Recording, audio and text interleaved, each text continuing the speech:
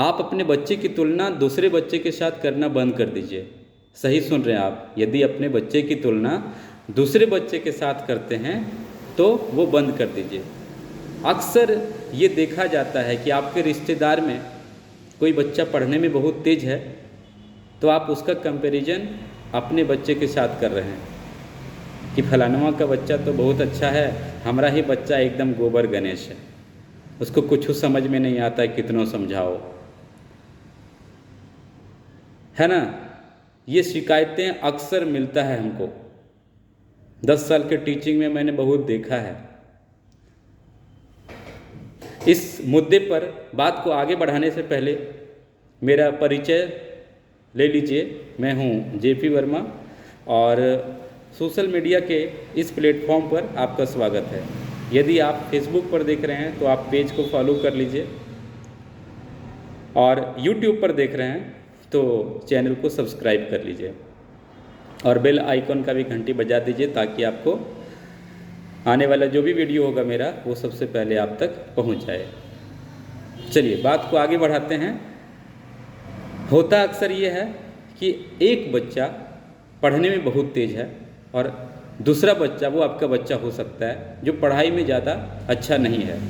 इसका मतलब आप ये मान लेते हैं कि ये बच्चा एकदम किसी काम का नहीं है। भाई हर एक चीज़ का ना अपनी अपनी उपयोगिता होती है। एग्जाम्पल के जरिए समझिए कि यदि पानी है ना तो पानी को पिया जाता है, पानी से सिंचाई की जाती है, उसका एक निश्चित यूज़ है। अब पानी से अपनी गाड़ी को नहीं चला सकते, गाड़ी चलाने के लिए पेट्रोल होती है। प्रकृति ने हमें जो भी चीज़ दिया है उसका अपना अलग अलग यूज़ है, अलग अलग उपयोग है। उसी तरह से हर एक इंसान जब पैदा होता है ना तो वो अलग अलग चीज़ों के लिए बना होता है। आपके घर के बगल में कोई दरोगा बन जाए तो आप पागल होने लगिएगा कि मेरा बच्चा दरोगा कब बनेगा। आपके घर के बगल में कोई और दूसरा सरकारी नौकरी में घुस जाए तो आपका दिमाग इतना खराब हो जाएगा कि मत पूछिए। आपके बच्चे में को भी वही बनना है, ऐसा बिल्कुल नहीं है। जिस तरह से प्रकृति ने हवा दिया है सांस लेने के लिए, इसके लिए हवा का और यूज हो सकता है, अलग अलग गैस का अलग अलग यूजेज है, लेकिन आप ऑक्सीजन ही क्यों लेते हैं? ऑक्सीजन के साथ नाइट्रोजन का भी थोड़ा सा मिक्सचर रहता है, लेकिन आप कार्बन डाइऑक्साइड क्यों नहीं लेते हैं? क्योंकि कार्बन डाइऑक्साइड लेने का चीज़ नहीं है, वो छोड़ने का चीज़ है। ऑक्सीजन आप ले रहे हैं, है ना। तो एक ही आदमी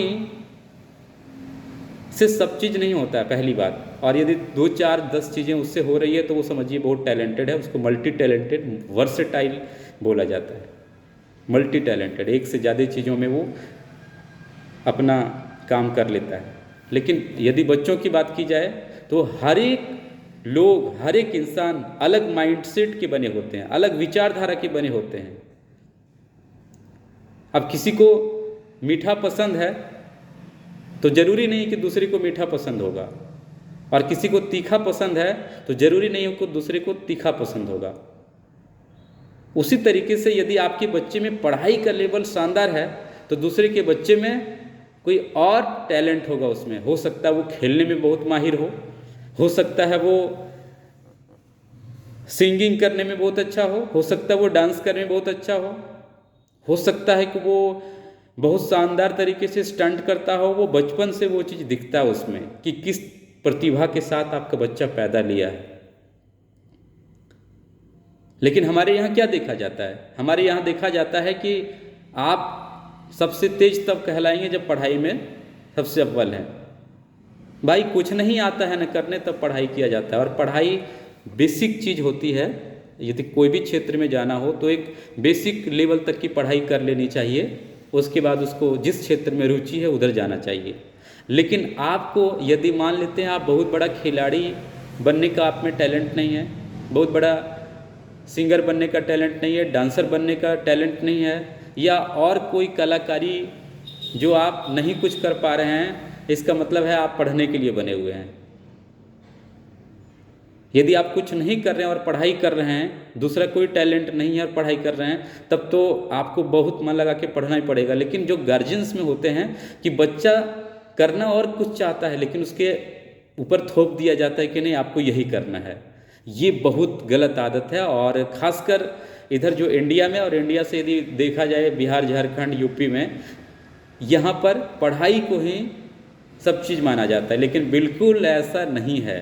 आपके बच्चे के अंदर जिस प्रकार का टैलेंट है, जिस क्षेत्र में उसको रुचि है, उसी क्षेत्र में भेजिए।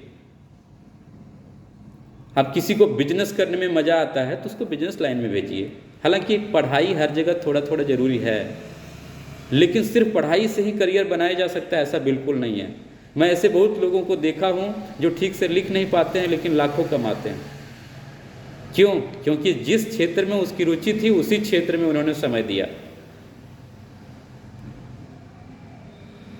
है ना।